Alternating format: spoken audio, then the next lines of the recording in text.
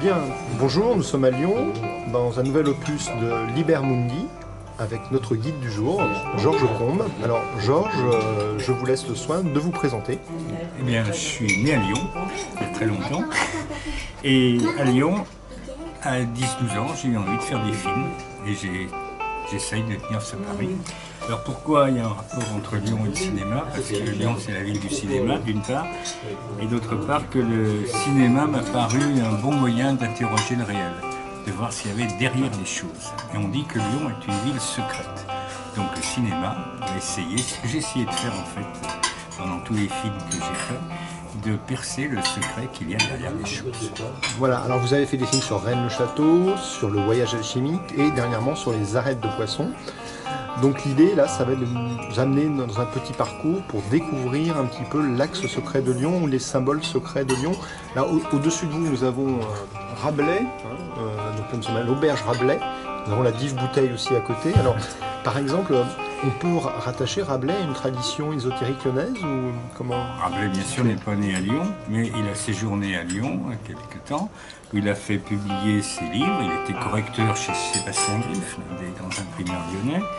Et c'est peut-être à Lyon qu'il a trouvé le secret de la Dive Bouteille.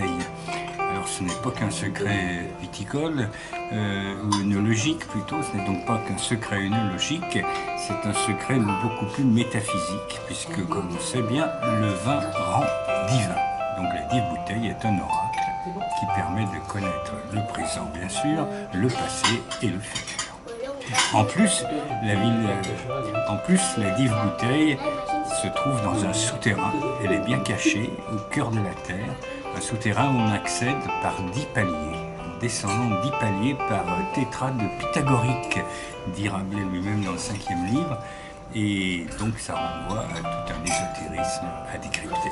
Voilà, alors c'est ce qu'on va essayer de faire à votre compagnie, c'est essayer de décrypter les symboles qui vont nous renvoyer on va dire, à toute l'histoire de l'humanité et on entendra parler, c'était le sujet de votre dernier DVD, des souterrains de Lyon qui nous renvoie aussi à toute une métaphysique sur la notion de temps et d'espace. Et c'est le voyage qu'on va faire ensemble.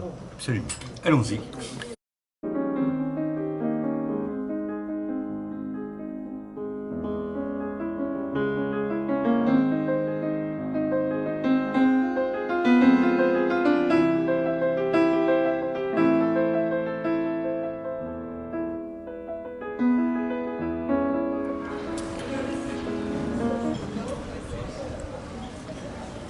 Bien, alors, où sommes-nous exactement? Eh bien, on est place Saint-Jean, cœur médiéval de Lyon, au pied de la colline de Fourvière, qui était le lieu de la ville romaine.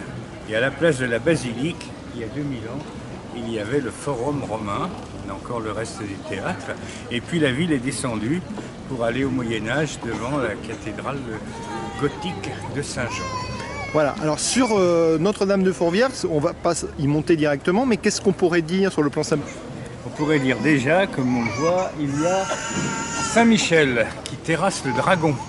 On est déjà un peu dans l'alchimie, avec la lumière de Michael, qui est comme Dieu, brillant comme Dieu, et qui terrasse le monstre chthonien, et qui le terrasse avec sa lance, qui fait le lien entre le ciel et la terre. Alors cette basilique a été construite au XIXe siècle, à côté d'une chapelle qui abritait une Vierge Noire. D'ailleurs, on voit toujours le clocher de cette chapelle. Et la Vierge Noire est aujourd'hui surmontée d'une Vierge d'or, faite par le sculpteur Fabiche. Donc on passe du noir, à l'œuvre noire, à l'œuvre rouge ou à l'or. Voilà. Alors quand on se retourne, on voit derrière nous l'église Saint-Jean, on va aller voir un peu de plus près. Dit des alchimistes, c'est-à-dire qu'il y a de très nombreux médaillons, comme dans beaucoup de cathédrales, comme la Notre-Dame de Paris ou Notre-Dame d'Amiens. Et dans ces médaillons, il y a tout un message alchimique, alors on va en voir 2 ou 3. Devant un des porches de la cathédrale Saint-Jean, et on voit comme à Notre-Dame toute une série de médaillons. Alors ces médaillons, on peut imaginer qu'ils ont un sens symbolique. Est-ce que vous pouvez nous en éclairer quelques-uns? Quelques-uns. Par exemple celui-là, on voit un personnage en train de déféquer et il nous montre donc, enfin on ne voit pas vraiment, mais il nous indique que la matière première est une matière vile, commune, que tout le monde connaît, mais que personne ne sait vraiment voir. Donc là, on parle d'alchimie, hein, du coup, hein, avec cette cathédrale. C'est la matière première. Alors cette matière première, comme on le fait dans l'alchimie, il s'agit de la casser, de l'ouvrir grâce au feu. Il y a plusieurs façons de le faire. Une façon, c'est par un feu lent, un feu qui tourne. Et c'est ici qu'on a le feu de roue, avec une roue et des flammes qui sortent de cette roue, et l'épée qui va permettre d'ouvrir la matière, symbolisée peut-être ici par cette espèce de dragon sur lequel est assis l'alchimiste. Okay. Alors, juste peut-être une indication, l'alchimie dont vous parlez, c'est une alchimie opérative, symbolique, comment peut-on... C'est une alchimie opérative, bien sûr, mais il est difficile de faire la différence entre une alchimie opérative et une alchimie spéculative, comme on dit, c'est-à-dire que l'alchimiste, quand il transforme sa matière, se transforme forcément lui-même. Et en se transformant lui-même, il va transformer sa matière. Les deux sont liés, donc on ne peut pas isoler une alchimie matérielle, si je puis dire, qui servira à faire de l'or uniquement, et d'une alchimie spirituelle. Il s'agit d'atteindre une élévation plus vertueuse, plus noble et plus lumineuse de l'individu. Encore une image un peu étonnante sur une cathédrale. Qu'est-ce que ça veut dire, ces 4 lièvres-là? Alors on a 4 lièvres avec les oreilles de lièvre. Les oreilles de lièvre en alchimie, ce sont des indices annonciateurs de la pierre philosophale. Donc pourquoi 4? Parce qu'il y a peut-être une dimension quaternaire dans l'œuvre rouge. Des symboles un peu étonnants, celui-ci notamment? Alors celui-ci est étonnant, on a un serpent qui dessine un S, S comme serpent, et puis surtout c'est une figure qui rappelle le sceau de Cagliostro, qui était un S barré. Donc là, la lance du personnage peut se retourner et barrer le S. Quant au-dessous, on a une sirène qui est en train de jouer de la musique, puisque les sirènes jouent toujours de la musique. On est sensible au chant des sirènes. Mais c'est peut-être une musique des sphères, peut-être symbolisée par cette fleur. Alors, c'est quoi? C'est une rose? Qu'est-ce que symboliserait la rose en alchimie, du coup? 1, 2, 3, 4, 5. Alors cette rose, si on pense que c'est une rose, elle a 5 pétales, donc ce serait peut-être le symbole de la quintessence. Le pentagramme, oui. Voilà. L'étoile, le pentagramme, etc., etc. Donc on serait à la fin de l'œuvre. À la fin de l'œuvre. Qui est sur 3 étapes. Et comme on le sait, l'alchimie est aussi œuvre de musique. C'est aussi pour ça que cette sirène est représentée, puisqu'elle est à la fois musique elle-même et musique par son instrument.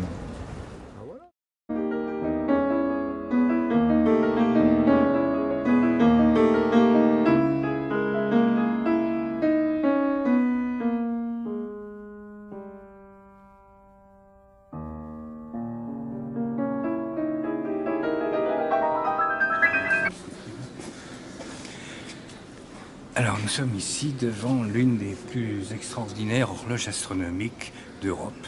Il y en a une à Strasbourg que j'en connaisse, une à Beauvais, une à Salisbury en Angleterre et une à Lyon qui remonte au XIV-XVe siècle. Elle a été remaniée, celle que nous voyons est plutôt du XVIIe siècle. Alors on voit ici l'illustration de l'esprit lyonnais qui consiste à dire pourquoi faire simple quand on peut faire compliqué. Lyon est donc une ville compliquée. Pourquoi est-elle compliquée? Pas par le goût de l'exploit, peut-être un peu, mais surtout parce qu'en compliquant les choses, peut-être verra-t-on ce qu'il y a derrière la simplicité des choses. Alors, ce cadran indique les minutes.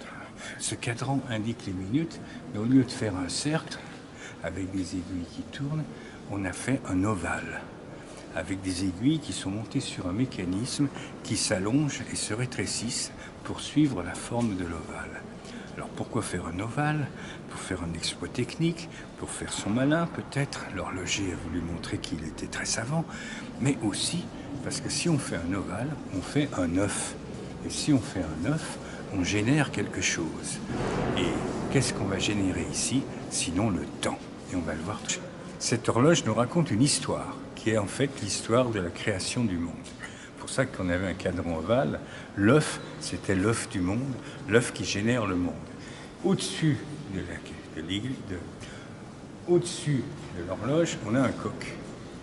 Le coq est celui qui va peut-être être à la base de la génération. Il va féconder la poule qui va donner un œuf. Et donc après commence à exister le monde. Il existe avec Dieu le Père qui va bénir la foule, qui est entouré de gardes suisses et d'anges qui vont taper sur des cloches pour sonner l'hymne à Saint Jean-Baptiste, qui a donné les notes de la gamme. Ut, résonare, fibris, etc. Le début de chaque mot donne une note de la gamme, ut, ré, mi, sol, fa, si, do. Ensuite, on a, toujours dans l'idée de cette génération, on a la Vierge qui attend l'arrivée de l'archange qui va lui annoncer la naissance du Christ, qui va sortir par une porte, et puis on aura le Saint-Esprit qui va descendre du plafond sous forme d'une espèce de volatile. Donc là encore, on arrive à la Genèse, toujours la génération, la création du monde. Plus bas, le samedi, aujourd'hui ce n'est pas samedi, puis l'horloge ne marche plus. Aujourd'hui, le samedi, on a, au lieu de la figure du dimanche, qui est le Christ, on a la figure de la Vierge qui apparaît, et la Vierge est enceinte. Pourquoi ? Elle est enceinte du Christ, et puis surtout, elle est enceinte du monde, puisque samedi, c'est Saturday en anglais, c'est le jour de Saturne. Et Saturne, c'est le temps, c'est donc très approprié à une horloge, et c'est donc la création du cycle du temps, du cycle de la manifestation. Et puis le temps est musique, puisqu'on a un enfant de cœur, enfin un petit angelot, petit ange qui tient un sablier, c'est le temps qui le retourne, et un autre qui bat la mesure avec sa canne. Voilà, donc on est en plein dans la musique des sphères, bien entendu. Alors on parlait de l'œuf, de la naissance, de la Vierge qui connaissait l'Annonciation avec l'archange Gabriel, et l'horloge a été perfectionnée par Guillaume Nourisson, qui était un horloger lyonnais qui a signé l'horloge en bas. Alors, ici, il n'y a rien à voir, mais il y a à entendre. C'est-à-dire que dans cette cathédrale se déroulait, comme dans toutes les églises de Lyon, le rite lyonnais. Le rite lyonnais est un rite particulier qui est sans musique, sauf la musique des voix et peut-être des percussions. C'est pour ça qu'à Lyon, il n'y a pas d'orgue baroque, il n'y a que des orgues romantiques au moment où le rite lyonnais a été abandonné, mais jusqu'au XIXe siècle, il n'y avait pas de musique dans les églises de Lyon. Par contre, il y avait ici à Saint-Jean, pour les grandes fêtes, ce qu'on appelait le rite du massier, c'est-à-dire que le bedeau venait avec un enfant de cœur, une dizaine d'années, et une grande masse. Il prenait le pouls de l'enfant de cœur et il suivait le battement de son pouls en tapant à chaque battement un grand coup de masse. Et cela durait pendant plusieurs heures jusqu'à ce que toute l'église se mette à résonner. Ainsi, nous étions en présence d'une sorte de machine à capter la résonance du monde. Voilà. Donc ça veut dire que cette église, elle n'est pas construite n'importe où, elle est sur un des lieux telluriques importants. Bien sûr, l'église est construite sur un lieu celte, vraisemblablement, avec des courants telluriques qui sont très compliqués et assez faciles à décrypter. Mais déjà, il y a des courants, des ondes sonores qui sont intéressantes. Et ici, vous avez déjà un écho qui fait au moins 5 ou 6 secondes. Donc on peut faire vibrer toute l'église comme une machine, comme un instrument de musique. Alors, quelle est l'utilité, justement, par rapport de tout ça? C'était par rapport à la foi, pour générer un état de foi particulier ou... Pour modifier aussi la perception des assistants et qu'ils arrivaient à percevoir ce qu'il y avait justement derrière les choses, derrière les bruits ambiants, peut-être la musique des sphères. Ce que l'horloge invitait aussi à percevoir. On peut remesurer le point de jonction entre les énergies venues de la Terre et les énergies venues du ciel. Alors je pars de la Terre et je vais voir à quel moment mon antenne tourne. Et ouais, on voit que le point de jonction est assez haut, donc il y a beaucoup d'énergie de la Terre. Maintenant, je suis sur cette pierre noire, juste à côté. On voit qu'il y a une très grande différence de potentiel en l'espace de 30 cm. On a la même chose avec le labyrinthe de Chartres. D'accord. C'est-à-dire qu'on a des énergies très terrestres à l'entrée du labyrinthe et très célestes au milieu. Et ici, c'est encore plus brutal, puisqu'on passe d'un seul coup, on change de monde. On passe d'un monde terrestre à un monde céleste. Et là, on est dans une crypte particulière. On est dans la chapelle des Bourbons, qui est une chapelle un peu ésotérique. Peut-être cette roue dans le vitrail nous l'indique, qui est juste au-dessus. Voilà. Massifessement, qui fait une forme de S, et ici, l'épée garde sa forme de S, elle est toujours flamboyante, mais elle est vraiment flamboyante puisqu'il a des flammes tout autour. Voilà. Et là, on arrive au fameux point de jonction des énergies. Alors, cette symbolique de l'épée qu'on a souvent avec Saint-Michel, Oui. qu'est-ce que ça symboliserait, cette épée de feu, Voilà. du coup? Tiens, je voudrais voir ici. Ben, ici, c'est pas bon, il n'y a que sur cette pierre noire. Ouais, que c'est bon. Et on a ici l'épée aussi.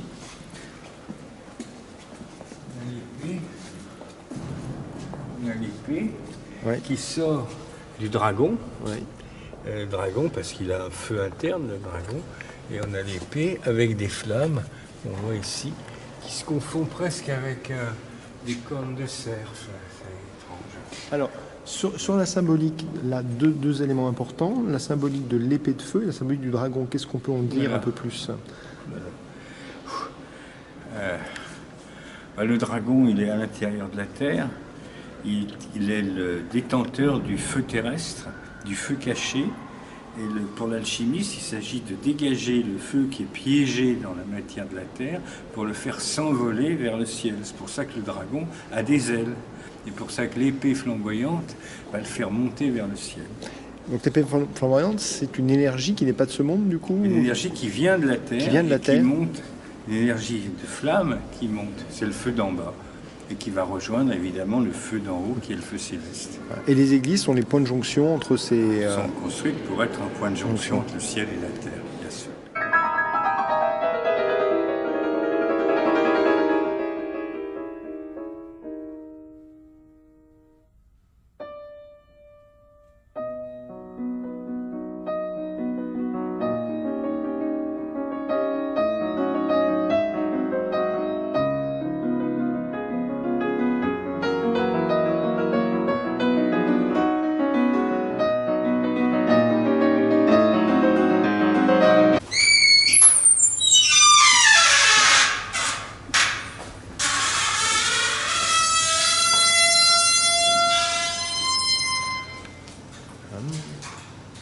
Alors, nous sommes dans une fameuse traboule lyonnaise, mais alors qu'est-ce qu'elle a de particulier? On va voir tout de suite, il suffit de monter un peu. Un peu, ouais.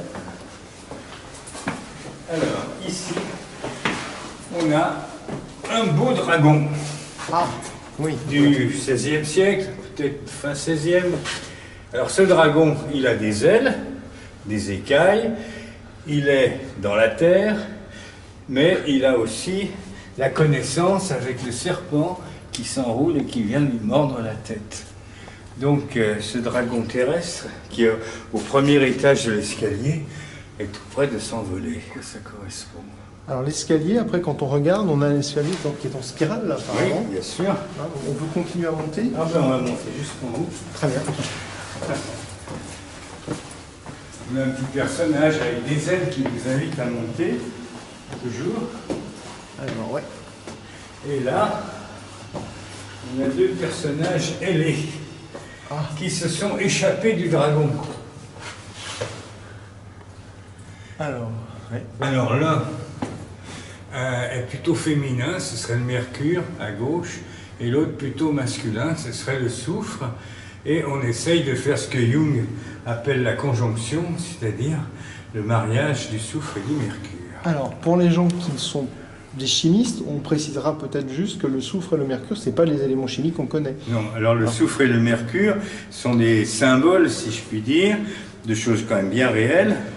Le soufre, c'est le symbole du mouvement, des émotions qui font souffrir, d'ailleurs. Et dans l'œuvre noire, puisqu'on est passé au noir, là aussi, dans la chimie, c'est ça? C'est la partie qui est travaillée. Alors l'œuvre noire, c'est la partie de la matière première où sont mélangés le sel, le soufre et le mercure dans une espèce de magma, qui est une prison. Donc il s'agit de casser cette matière première pour faire s'envoler le soufre et le mercure. Alors le soufre, c'est les émotions, et le mercure, c'est le voyageur, c'est-à-dire la pensée, l'esprit. Donc réunir le mouvement et l'esprit, qui vont pas forcément ensemble au début du moins.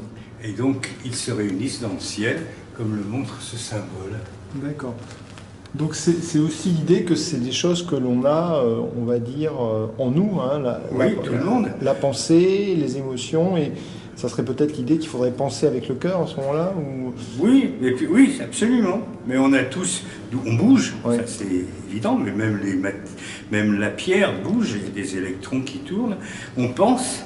Alors même la pierre, pourquoi n'aurait-elle pas une pensée, mais à un niveau très bas? Les animaux pensent, c'est évident, les plantes pensent, nous le savons aussi. Donc, et tous ces, que ce soit les pierres, les animaux, les plantes et nous-mêmes, on a une forme qui est le sel, c'est-à-dire notre forme, notre apparence, qui contient ces deux principes. Qu'il s'agit de décomposer, recomposer et métamorphoser. Alors, le problème, c'est qu'avec l'œuvre noire, on a fait partir le mouvement et la pensée. Quand on meurt, c'est un peu pareil, on devient un peu gris, un peu noir, et on bouge plus et on pense plus. C'est parti. Et il reste le cadavre, qui est le sel, qui est impur, qui va se décomposer, qui va se corrompre, mais peut-être on peut le régénérer et le rectifier pour lui redonner sa blancheur primitive. Okay. On va voir à l'étage du dessus. Ok. Il y en a 5. Ah oui, alors là, quand même, peut-être il y a une coquille. Alors la coquille nous indique le chemin de l'alchimiste. Voilà, le chemin. Coquille Saint-Jacques. Ouais. Pourquoi Saint-Jacques? Parce que c'est un peu un jeu de mots. Saint-Jacques de Compostelle. Stèle, c'est l'étoile, c'est le ciel. Compost, c'est la terre. Et donc, à Saint-Jacques de Compostelle, les étoiles seraient tombées dans la terre. Ce qui fait que le compost, la matière première, on appelle parfois l'antimoine, est plus précieuse qu'ailleurs, puisqu'elle a déjà des étoiles, elle a déjà du ciel. C'est pour ça qu'on va là-bas la chercher.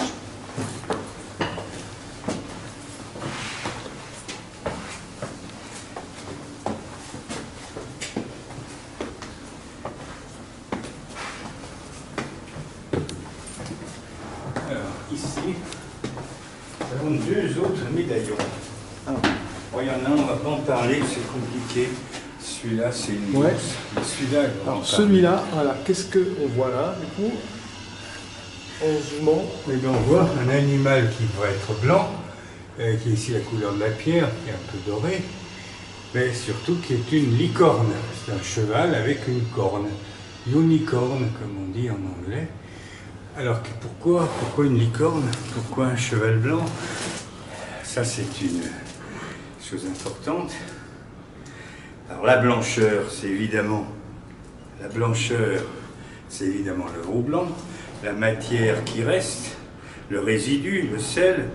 On a vu noir, qu'on va purifier par coction successive, et donc cette matière va blanchir. Et puis pourquoi une corne? Parce que la corne est droite, et on va indiquer par là que cette matière, en se purifiant, va se rectifier, va se rendre droite. Et donc si elle est droite, elle va pouvoir recueillir le soufre et le mercure, la pensée et le mouvement qui sont partis dans les étoiles et qu'il va s'agir de faire revenir. Alors pour qu'elles reviennent, il faut déjà que ces deux matières, enfin que ces deux principes puissent entrer. Pour qu'ils puissent entrer, il faut que ce soit droit. Si c'est tout tordu, ils vont se cogner, licorne. Et ça prend un certain temps, tout ça. Ça peut prendre une vie et même plusieurs. Ok. Hop. Après, on arrive en haut, au mystère.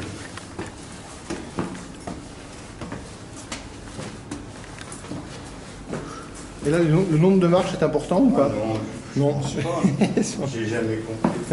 On trouvera forcément un nombre signifiant, soit en tant que tel, soit en le réduisant, Oui, soit en la réduisant. somme philosophique, tout ça. Ah, ça y est, on est ici. Alors, je vais ici peut-être. Alors nous voici. Ah, attends, par contre, là, je vais me mettre en posture. On va reprendre le... Alors, nous voici en haut, près des cieux, au sommet, où 4 figures avec des ailes nous accueillent. S'ils montrent qu'on est bien dans le ciel, on s'est envolé. Alors pourquoi 4 figures? C'est une énigme. J'ai souvent imaginé qu'il pouvait y en avoir 5, ce qui m'aurait bien arrangé. Ça aurait été la quintessence. Malheureusement, il y en a 4. Donc c'est le quaternaire. Alors est-ce que ce sont les 4 points cardinaux du cosmos, les 4 vents, ou le carré d'une Jérusalem céleste? à vous de voir. Et alors sur la forme en spirale, parce qu'on a le fait que cet escalier soit en spirale, la symbolique de la spirale et l'alchimie, il y a... Disons qu'ici, tous les escaliers de ce quartier sont tous construits sur le principe d'un escalier à vis. Mais on va en voir un autre où les Lyonnais, qui aiment faire compliqué au lieu de faire simple, ont poussé les vis, si je puis dire, très loin. Très loin.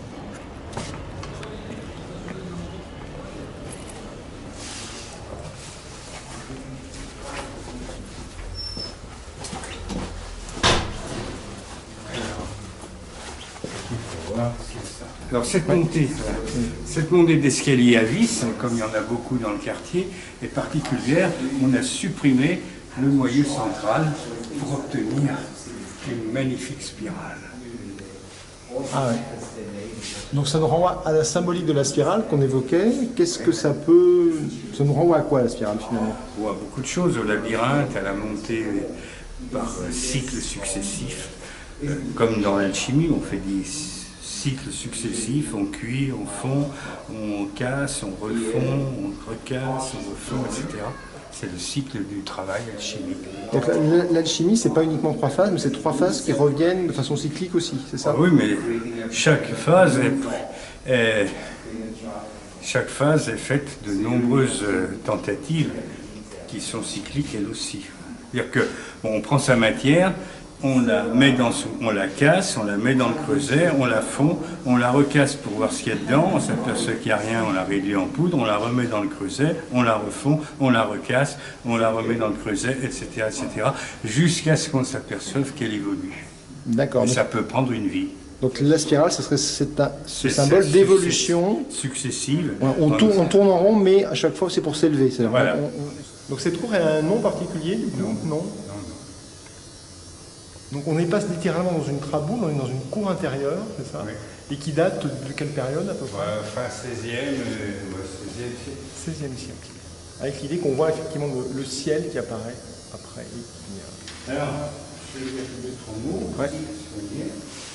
Alors ce qu'il faut savoir, c'est que dans ce quartier, au XVIe siècle, vivait toute une pléiade, si je puis dire, de personnages fabuleux. Nous avons Henri Corneille-Agrippa, qui vient de Rhénanie, qui finit de rédiger à Lyon sa philosophie occulte. Nous avons Rabelais, qui vient de Chinon, et qui goûte les mérites comparés du vin de Chinon et du Beaujolais, je ne sais pas, mais en tout cas, qui rencontre Corneille-Agrippa et qui caricature en heurtrippa. On a aussi Michel Servet, qui passe par Lyon, mais qui ira après à Vienne, qui sera condamné par l'Inquisition, qui fuira les catholiques pour se retrouver à Genève chez Calvin et se faire brûler chez Calvin, donc ça prouve qu'il était peut-être dans la vérité.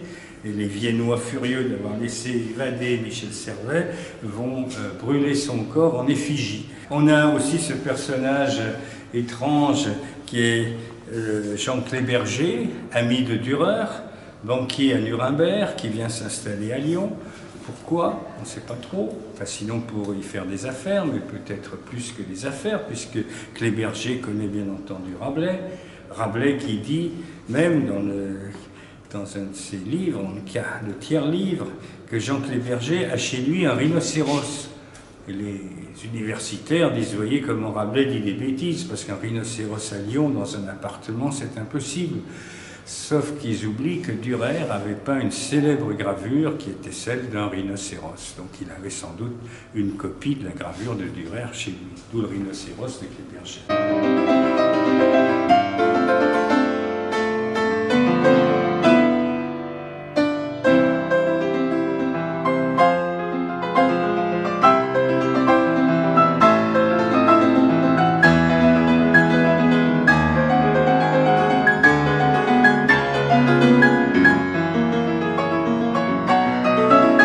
Alors ici nous traversons l'un des deux cours d'eau de Lyon, la Saône, principe féminin, le Mercure.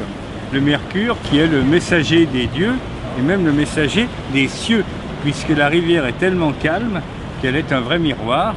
Et Jules César, en traversant la Saône, s'était d'ailleurs demandé dans quel sens elle coulait.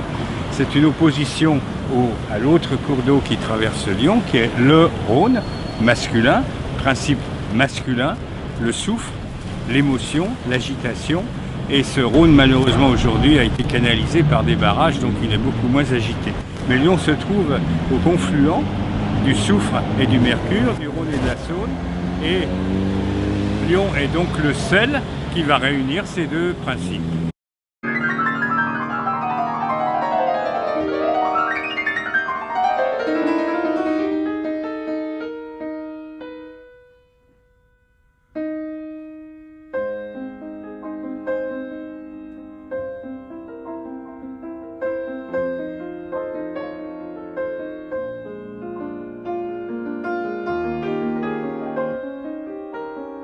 Alors ici c'est la grande place historique de Lyon, dite la place des terreaux, puisqu'autrefois le confluent du Rhône et de la Saône était ici, juste en bas de la colline de la Croix-Rousse. Alors c'est devenu la grande place de Lyon avec l'hôtel de ville. Une petite anecdote, Mozart, qui était tout jeune, il devait avoir une dizaine d'années, est venu donner un concert à Lyon et il est resté avec son père et sa sœur 3 mois à Lyon. Une énigme, c'est qu'est-ce qu'ils ont fait à Lyon pendant 3 mois vu que Mozart n'a pas donné d'autres concerts. Alors l'histoire, les historiens disent que le père de Mozart essayait de trouver des beaux tissus pour sa femme qui était restée à Salzbourg auprès des négociants en soierie de Lyon. Il y a une petite anecdote amusante dont je n'ai aucune preuve, mais peut-être Léopold Mozart est-il allé acheter ses soieries chez Jean-Baptiste Villermoz, franc-maçon lyonnais bien connu, et que son jeune fils, et lui-même d'ailleurs aussi, rejoindront plus tard la franc-maçonnerie à Vienne. Voilà, et on peut dire qu'aussi la musique de Mozart est une musique qui rapproche de Dieu quelque part ou pas? Oh ben oui, la musique de Mozart, on parle du divin Mozart, donc forcément elle rapproche de Dieu, puis la flûte enchantée nous rapproche d'un enchantement. Dans cette maison se trouvait l'hôtel de Milan, l'hôtel où descendaient les célébrités qui venaient à Lyon au 19e siècle. Alors parmi ces célébrités, il y a la comédienne Marceline Desbordes-Valmore et surtout Franz Liszt, qui est venu donner un concert à l'opéra qui est à côté et qui est resté 3 mois à Lyon.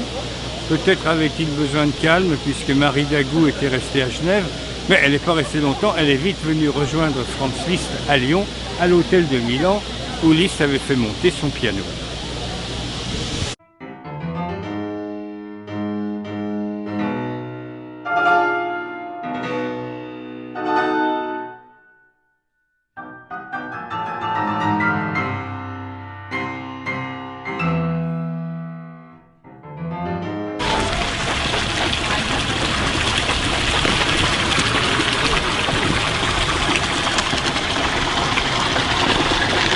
Alors quand j'avais 7-8 ans, je venais jouer au bord de cette fontaine où à l'époque il y avait de beaux poissons rouges et un très grand saule pleureur qui faisait de ce lieu quelque chose de mystérieux. Le premier conservateur de ce lieu, qui est devenu au début du 19e siècle un musée des beaux-arts, donc le premier conservateur, François Artaud, était passionné d'antiquité et notamment l'antiquité romaine qui était celle de Lugdunum, et il a creusé le sous-sol de Lyon, il a fait un livre qui s'appelle Lyon souterrain, où il relate toutes ses découvertes qu'il a amassées. Alors sous ce cloître, puisqu'avant c'était un ancien couvent, avant c'était un couvent, donc sous ce cloître, il y avait des multitudes de tombeaux romains, de pierres tombales, d'inscriptions latines qui témoignaient du passé romain de Lyon.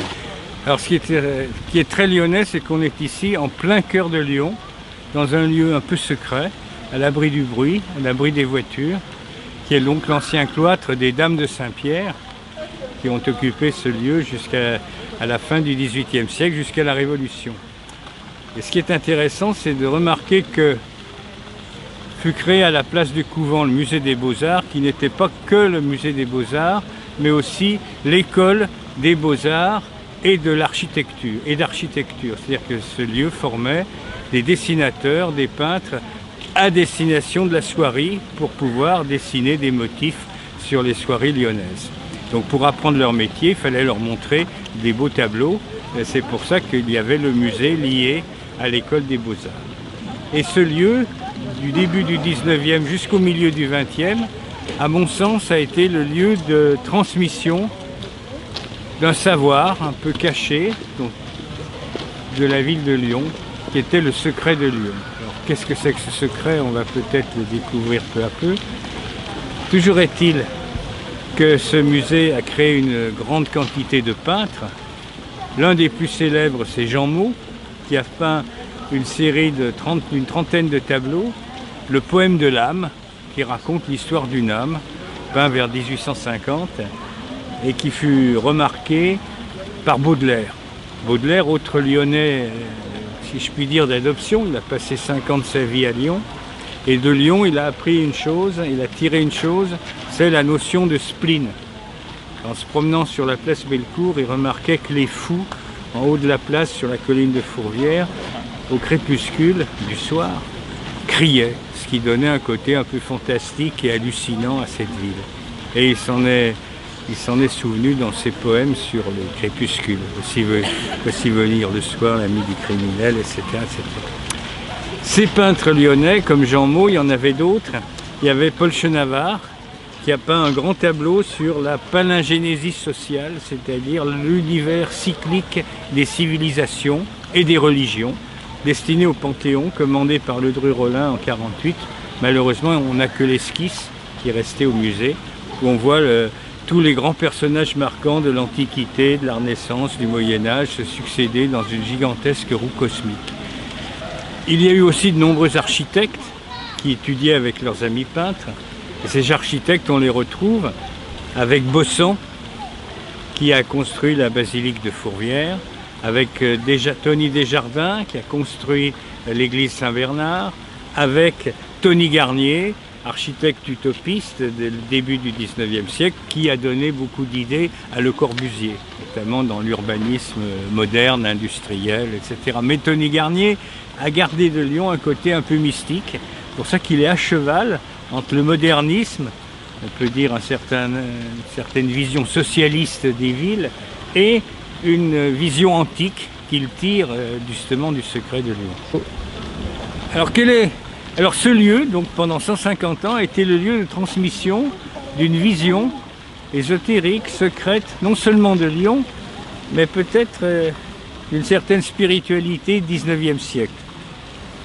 Elle était faite de deux choses, à la fois de catholicisme social, dont la dernière incarnation c'est l'abbé Pierre, originaire de Lyon, mais il y a eu aussi le Père Chevrier, il y a eu aussi catholicisme rural avec le curé d'Ars, et puis un catholicisme beaucoup plus ésotérique, dont on trouve les traces dans un orfèvre, chez un orfèvre qui a travaillé aussi, étudié aussi au musée des Beaux-Arts, qui était Armand Caillat, qui avec son ami Bossan a décoré la grotte de Marie-Madeleine à la Sainte-Baume.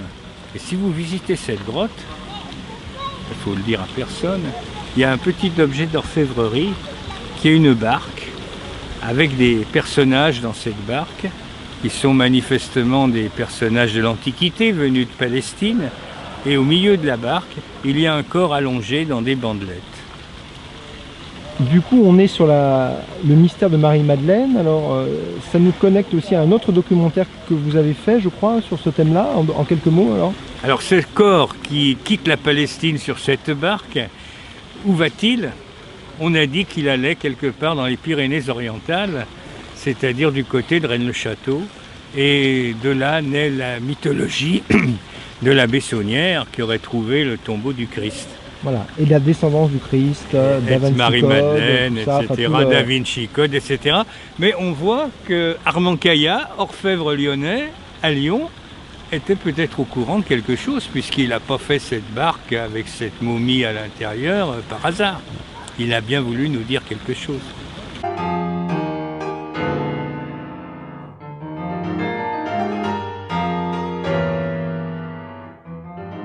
Donc là maintenant nous sommes dans un autre endroit symbolique de Lyon. Oui, on est en haut de la Croix-Rousse. La Croix-Rousse qui est la colline des tisseurs, qui sont implantés ici depuis la fin du XVIIIe siècle, surtout début XIXe siècle, et qui était la grande mono-industrie de la ville. Alors on voit bien qu'on est sur la deuxième colline de Lyon, puisqu'en face, on a la colline de Fourvière, avec la basilique et la tour métallique. Cette tour métallique a toute une petite histoire. Elle a été construite en réponse à la construction de la basilique, où des francs-maçons laïcs se sont émus de voir la ville dominée par le clergé, par ce grand bâtiment, une forteresse de la foi, comme le définissait l'architecte Bossan. Donc un franc-maçon du Grand Orient de France a eu l'idée de construire une tour du plaisir à côté de la tour, des 4 tours de la basilique. Et donc il s'appelait Gay et il a fait un restaurant panoramique dans cette tour qui devait être plus haute que la tour de la Foi. Et donc c'est un petit combat qui est illustré ici. Et cette tour métallique, outre son intérêt d'être une réplique, une mini-réplique de la tour Eiffel, est surtout intéressante parce qu'elle est construite à l'emplacement exact d'une demeure d'un grand humaniste de la Renaissance qui était Nicolas Delange, le bien nommé, mais Delange en un seul mot, où se réunissaient Rabelais, Nostradamus, peut-être Corneille Agrippa, tout ce qui fit la renommée philosophique de Lyon au XVIe siècle. Et Nicolas Delange avait créé une espèce de société plus ou moins secrète, à l'image des académies platoniciennes, et il avait appelé ça la Société Angélique. Qui existe toujours actuellement ou Certains disent, certains la prolongent jusqu'au XIXe siècle, certains en font de Jules Verne un membre de cette Société Angélique. Je ne dirais pas jusque-là, mais elle a au moins duré une centaine d'années, du XVIe et XVIIe siècle. Et je pense, j'ai lu que le peintre Nicolas Poussin, qui a séjourné plusieurs fois à Lyon, aurait rencontré les membres de la Société Angélique, dont la devise était « Et in Arcadia ego », qu'on retrouve dans les bergers d'Arcadie, bien entendu, et qu'on retrouve dans les écrits d'Honoré d'Urfé, à côté de Lyon, à l'Abbatiale d'Urfé. Et Honoré d'Urfé est l'auteur de l'Astrée. Astrée, cette femme venue des astres, amoureuse du berger Céladon, qui scelle peut-être un secret. Ah, mais c'est encore une autre histoire.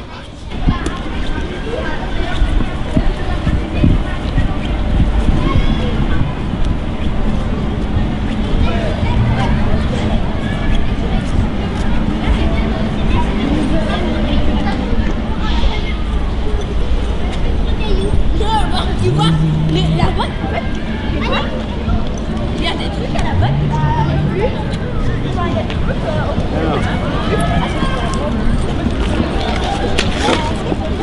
Nous sommes ici, à côté du gros caillou de la Croix-Rousse qui fait la joie des enfants qui ont envie de s'élever jusqu'au ciel en montant sur une grosse pierre, une matière première en quelque sorte, mais qui est déjà bien purifiée puisqu'elle peut monter jusqu'au ciel. Et donc, alors c'est un lieu énergétique particulier? Alors ce gros caillou, il a toute une histoire.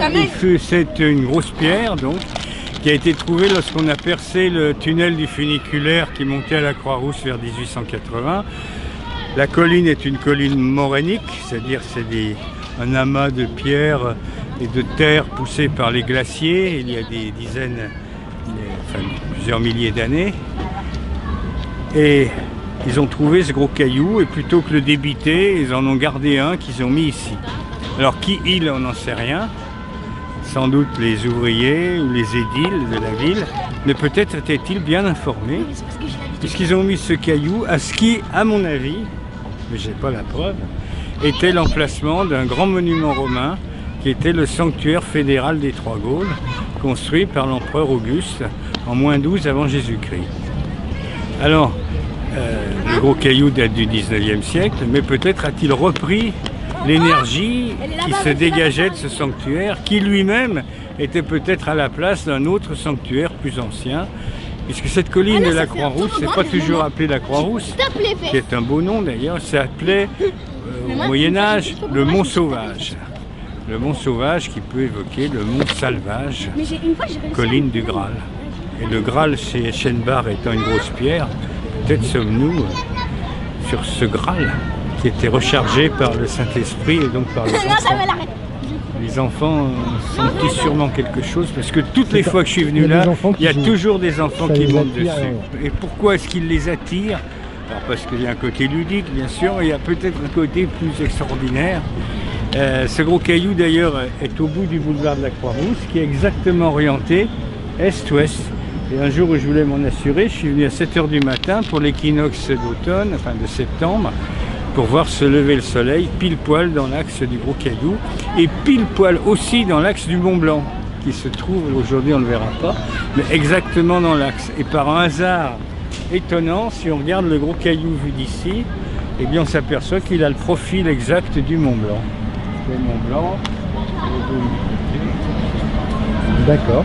Et alors, vous évoquiez le sanctuaire des Trois Gaules. Quelle était la fonction de ce sanctuaire dans l'Antiquité? Alors, il avait une double fonction, comme tous les sanctuaires, enfin, la plupart des sanctuaires. Il avait une fonction politique, qui était de faire c'est le sanctuaire fédéral des Trois Gaules, donc il fédérait toutes les tribus gauloises récemment conquises par Jules César pour permettre que la Gaule existe et qu'au lieu de se faire la guerre, les tribus gauloises participent au Mundus Romanus.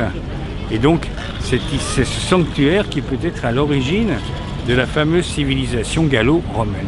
Puisque sanctuaire des Trois Gaules, dédié à l'empereur Auguste. On est bien gallo-romain. Rome et Auguste.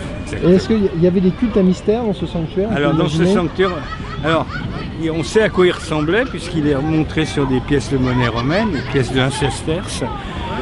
Il y avait 2 grandes colonnes avec 2 victoires en haut et un parallélépipède entre les 2 colonnes. C'était pas du tout un temple genre Parthénon ou maison carrée de Nîmes ou temple d'Auguste et de Livy à Vienne. Il était construit sur un autre modèle qui fait plus penser à un modèle égyptien avec les 2 colonnes qui ressemblent à 2 obélisques ou même au temple de Salomon à Jérusalem, puisqu'il y avait les 2 fameuses colonnes, Jacquin et Boaz, qui étaient à l'entrée du temple de Jérusalem. En plus, il est orienté exactement est-ouest. Et donc, mon idée, c'est que sous ce sanctuaire, il y avait tout un réseau souterrain qui était le lieu, peut-être, d'un culte à mystère, comme cela se faisait à l'Antiquité, à Delphes, par exemple, en Égypte, à Éleusis, etc.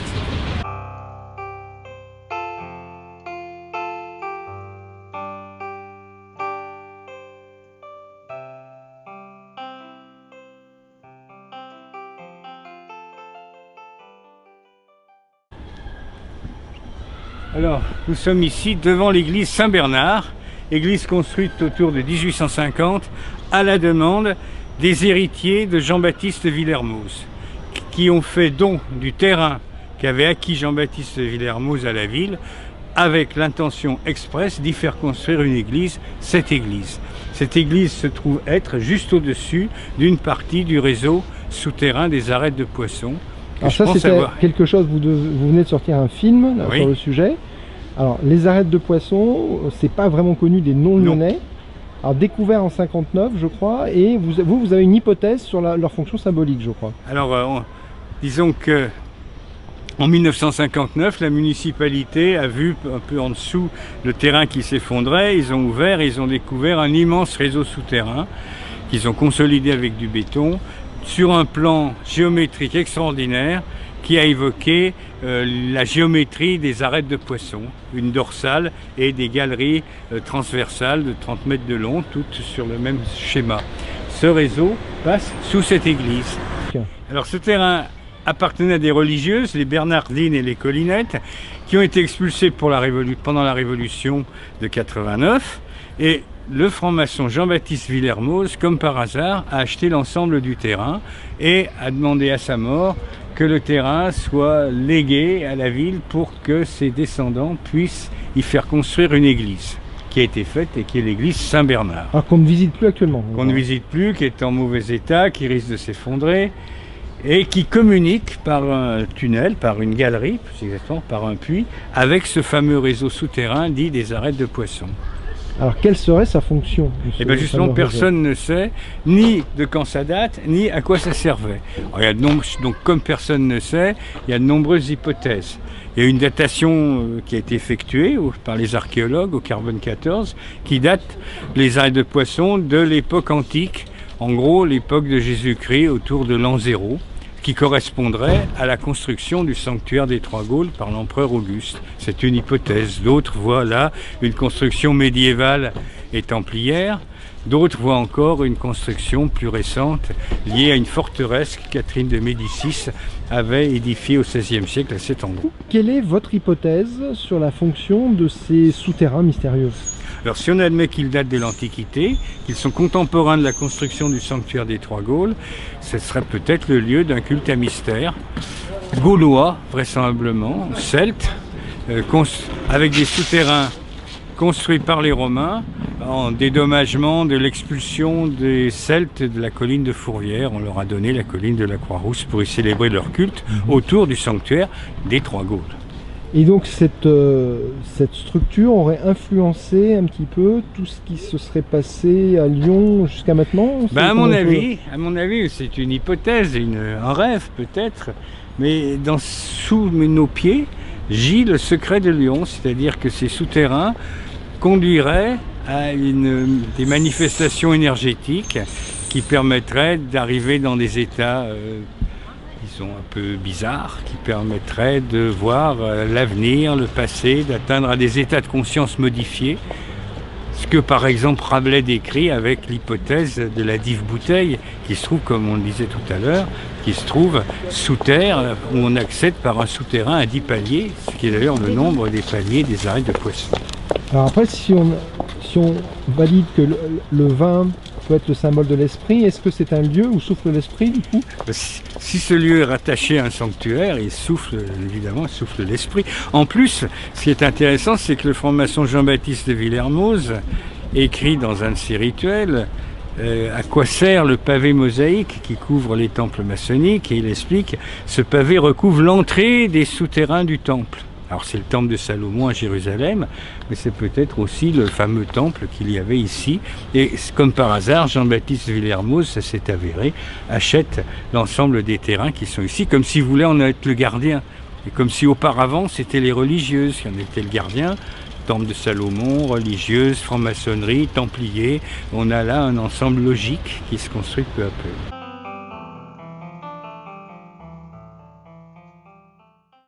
Alors Villermoz habitait à cet endroit-là. C'était pas ces maisons-là, puisque c'est des maisons des tisseurs de la Croix-Rousse construites au 19e, mais il a vécu et il est mort en 1824 ici, et après le terrain a été vendu, et on est au-dessus du Rhône, et les arêtes allaient jusqu'au niveau du fleuve. Et sans doute après, le rocher de la Donc ces arêtes font une espèce de conjonction des opposés entre les deux fleuves du coup. Alors peut-être qu'arrivée au sommet de la colline, elle continuait, on pense qu'elle continuait, on voit bien le départ des galeries, mais après c'est éboulé, et peut-être continuait-elle pour redescendre vers la Saône, vers l'île Barbe, etc. Alors derrière cette porte, que se passe-t-il? Derrière cette porte, il y a les arêtes de poissons. C'est une galerie creusée par la ville pour avoir accès en la partie haute des arêtes de poissons qui descendent jusqu'au niveau du Rhône, qui est juste en dessous, et qui remontent par les autres galeries sous Saint-Bernard et jusqu'à sous le boulevard de la Croix-Rousse, au sommet de la colline. C'est fait un dénivelé d'environ 150 mètres sur un développement de près de 2 km. Et on peut faire des visites officielles avec la ville de ces... Pour l'instant, non, parce que le lieu est dangereux. Il y a des puits tous les 4 mètres qui ne sont pas signalés, qui font 30 mètres de profondeur. On peut s'égarer, on peut tomber. Il y a déjà eu des accidents d'ailleurs, donc c'est pas conseillé de se promener tout seul dans ce lieu poussiéreux et obscur. Ce qui fait que dans votre film, vous avez eu... comment vous avez fait pour les représenter alors? D'abord, j'ai pu y avoir accès grâce à l'obligeance de la mairie et du service des galeries de Lyon. Et puis, grâce aux ordinateurs, on a pu reconstituer aussi l'ensemble du réseau des arêtes, comme on peut le voir nulle part ailleurs, puisqu'on se promène dans la terre de la colline pour en voir toute la géométrie. Alors, ces arêtes peuvent évoquer aussi un instrument de musique ou Alors, on peut imaginer qu'elles captent par les puits verticaux des ondes, des énergies venues du ciel, et par leurs bras horizontaux, au nombre de 16 bras horizontaux, 16 paires de bras horizontaux, captant l'énergie venue de la Terre. Et en se promenant dans la dorsale centrale de ces arêtes, on se trouve à la croisée de la Terre et du ciel. Et si on fait un cheminement depuis 15 km, comme c'était peut-être le cas, depuis la ville de Miribel, on avait tout un cheminement initiatique avec modification d'état de conscience. Et la construction géométrique aidant, on devait peut-être être dans un état tout à fait second, proche de la divination, proche de celui de la Pythie de Delphes, par exemple. Voilà. Et donc l'idée qu'effectivement, c'est entrevu dans le film version longue et le livre, l'idée de capter ce qu'on appelle peut-être l'éther ou le 5e élément. Alors vous pouvez en dire quelques mots? Ce qui est entre les étoiles, ce qui transporte le message. message venu d'on ne sait où, et qu'on capte, et qui donne le secret du passé, du présent et de l'avenir. Voilà. Et donc la ville de Lyon serait un des endroits où ce secret commence à être apparaît au grand jour aujourd'hui. Au grand jour, c'est beaucoup dire, puisque c'est quand même sous terre, mais la ville de Lyon est marquée par ce lieu qui est son secret. Mais il y a d'autres lieux, il y a eu Delphes, il y a eu Jérusalem, il y a eu le plateau de Gizeh, etc., etc.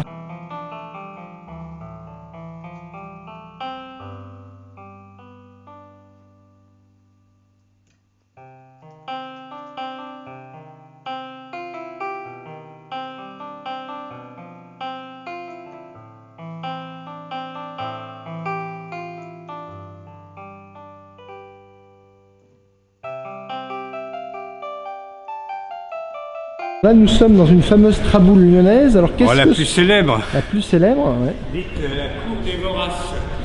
Alors, sur le plan symbolique, qu'est-ce que ça nous raconte? Ça nous raconte sur un plan historique la révolte, une des révoltes des Canuts, c'est-à-dire des tisseurs de la Croix-Rousse, qui s'étaient révoltés contre leurs mauvais salaires et mauvaises conditions de travail. Comme ces ouvriers étaient quand même qualifiés parce qu'il fallait qu'ils sachent lire et surtout compter, c'était une révolte non pas intellectuelle, mais un petit peu quand même, assez élaborée. Ce qui fait qu'ils ont publié un journal qui s'appelait L'Écho de la Fabrique, journal qui était traduit en anglais parce qu'il y avait beaucoup de tisseurs en Angleterre, et journal qui a été lu par Karl Marx, qui était à Londres, et qui a salué à la Croix-Rousse la première révolte ouvrière de l'histoire. Donc la Croix-Rousse s'est aussi singularisée sur un plan social fort. Alors il y a l'idée de la Croix-Rousse, du rouge. Oui. On parle de l'œuvre rouge en alchimie, on parle de travailleurs de la soie. Alors est-ce qu'on peut, après l'histoire de cette révolution, trouver une trame sur l'alchimie ou la transformation aussi? Alors, cette cour, c'était peuplée, si je puis dire, de tisseurs et de métiers à tisser. Alors un tisseur peut nous faire penser aux Nornes qui tissent le fil de la destinée. Donc quelque part, on poursuit l'idée de ces arêtes de poisson qui nous montraient la destinée. En plus, elle touche une trame. Donc dans le métier, il y a une trame. Et puis il y a une chaîne aussi, trame, chaîne de l'histoire, qui font que quelque part, il y a une cohérence dans les termes au moins. D'accord. Et du coup, aujourd'hui, ces cours-là, il y a des gens qui habitent, c'est ça? Oui, c'est cette maison plus célèbre par un prêtre, peut-être descendant de ce catholicisme social, qui est le père Delorme, qui a transformé cette maison en logement social pour lui garder aussi sa tonalité historique. Alors, si on prend l'étymologie, traboule, qu'est-ce que ça veut dire? Transambularer, traverser, se promener à travers d'une maison à l'autre par des passages un peu souterrains pour éviter que les ballots de soie ne se mouillent, dit la tradition. Mais on reste quand même dans une tradition un peu souterraine avec cette colline de la Croix-Rousse qui est couverte de passages plus ou moins secrets qui passent sous les immeubles. Et pendant toute cette balade, nous sommes passés à travers la réalité pour atteindre peut-être une autre réalité, ou du moins la pressentir. Donc passons à travers. Lyon est une ville où on passe à travers.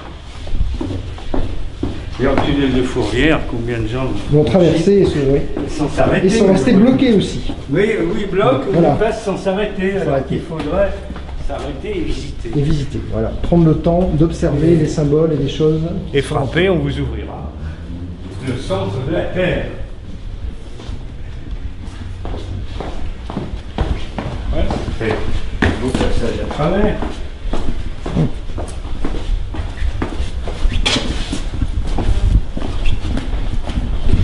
D'une cour à l'autre et d'un monde à l'autre.